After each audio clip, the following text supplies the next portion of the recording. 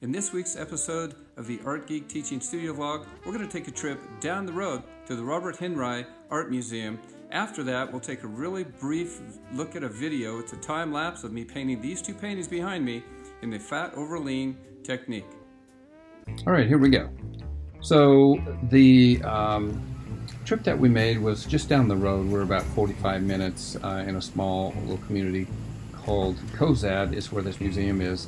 And it's Robert Henri Museum, and it was a great opportunity to just take the kiddos up there and get in an area where they could see a lot of art in a fairly short period of time, and kind of experience the museum setting. We don't have a lot of art museums, you know, in our area. There are a couple of them, but you have to travel. The closest big one is probably 3 hours away maybe, and so it was nice just to be able to pop down the road and go see some really nice art from a fairly famous museum. And here we're just walking down in the front of his house. We didn't spend very much time at his home, as you'll see at the end of this. We ended up going next door and eating, so we didn't have as much time to spend inside the house as we had to get back home. All right, here we are popping into the museum. It was really nice because we had we got there just as another group was finishing up, and so we were able to see the last 10 minutes of their tour, and then we started our tour. Really fun inside there. The kids enjoyed looking at the different pieces of art, and they also enjoyed the commentary from the curators there. This is a really neat piece. He's talking about lighting and how crucial it is to get specific lighting on an image. And you'll see here when the light goes on the difference it makes in that painting. Many painters in their studios have specific lighting just like that so that they can get their proper colors and values. Okay, this is one of my favorite paintings in there, and I just want to kind of show a close-up of it to see, to show you how loose it really is. Both of these images are very, very loose, and from a distance you can tell exactly what they are, but it is very abstract in terms of there's not a lot of detail in these images. Really nice, and kind of my first love of abstract, what I would call abstract realism.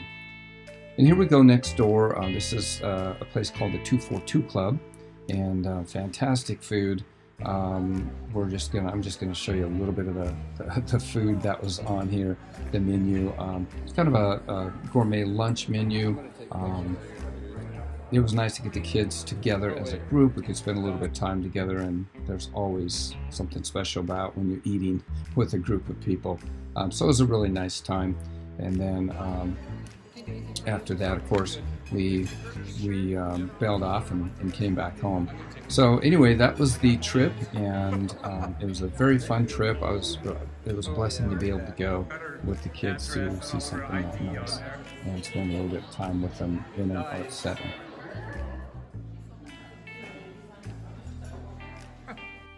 Hey, if this is the first time we're meeting, I'm T.O. from the Art Geek Teaching Studio Vlog. If you like the information in these videos, give us a like, subscribe, and leave a comment below.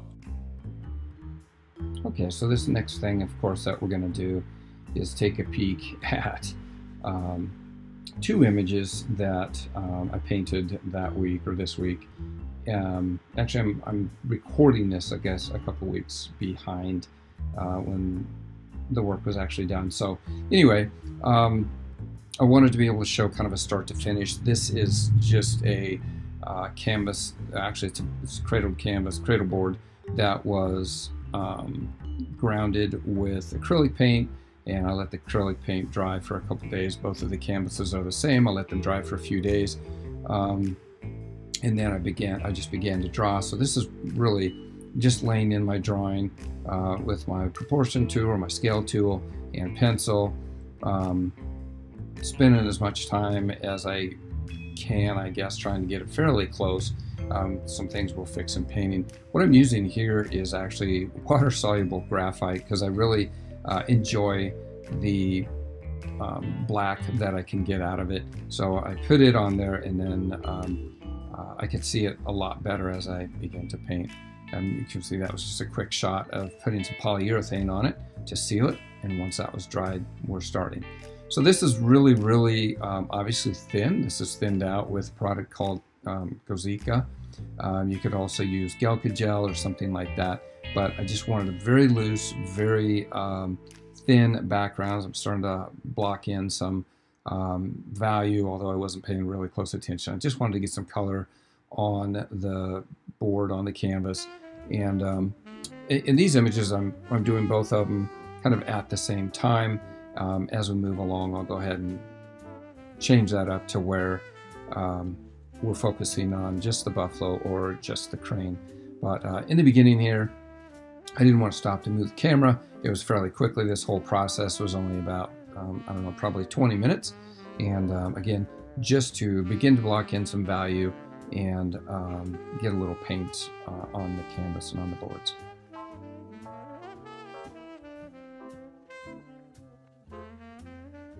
And these are all, I'm using all transparent, cool colors here because they're all background. Where I'll start using warm colors is when I start doing the parts that I want to come towards me. And here I've moved to opaque colors, and they're all still cool colors. I'll use a little bit of warm bias, I should say, on the nose, and a little bit of warm bias on the horns and the eye, because those are the areas I want to pop towards us. And other than that, pretty much everything had a cool bias. So that's the buffalo. He's not done. There are a few things that I need to fix on him. There's a little issue with his nose. There's also a little issue with his eye socket. And he needs some refinement. He needs some other brush strokes and color. There's entirely too much brown, and only brown on there for me. So over the next, I'll live with it for a little while, maybe a week or two, and then finish it up, make those refinements before I let it cure out, and then varnish it. So that's the little buffalo. Okay, next up is the crane, and this piece was done in a very similar fashion. I'm starting here with opaque colors. These are all opaque cools, and I'm going to be using them in the background. Even the quote-unquote warm colors that I'm going to be using in the background here have a cool bias to them. The only warm bias colors I used were on his forehead, I think. And the rest of them were cool. So we've gone from transparents now to opaques, and just blocking in more color, more value, and kind of, you know, I think this whole process was only maybe a couple hours. And so yeah, just trying to get enough information in there that you can recognize that yes, it is a crane, but not too much information in there. I really don't want it to be real. I want it to stay more abstract. In the end, he's much more realistic than I want, and so I'll end up kind of deconstructing it in the finishing phases and getting it to be a little bit more abstract. The top of his head there had that big blab of purple, and I thought it was a little bit too dense, and so I took that out. And then the colors, I wanted the colors in the bottom to be a little bit lighter in value, and you can see they still have a cool bias to them. I think we might have to fix his leg there too. It looks like it might be a little bit short, but same thing as the buffalo. We'll live with this thing for a little while, and then kind of see what kind of last minute tweaks we want to do on it. So that's our little crane, and he's actually going to be in the Nebraska Land Days Art Show that's coming up. It won't be totally finished, it won't be varnished, but it'll be close enough where I can at least live with it. I can look at it on the walls and see what I like and don't like. So that's it. Thank you for joining me. Smash the like button, give us a comment below, and let me know what questions you might have or what videos you might like to see next. Have a nice day.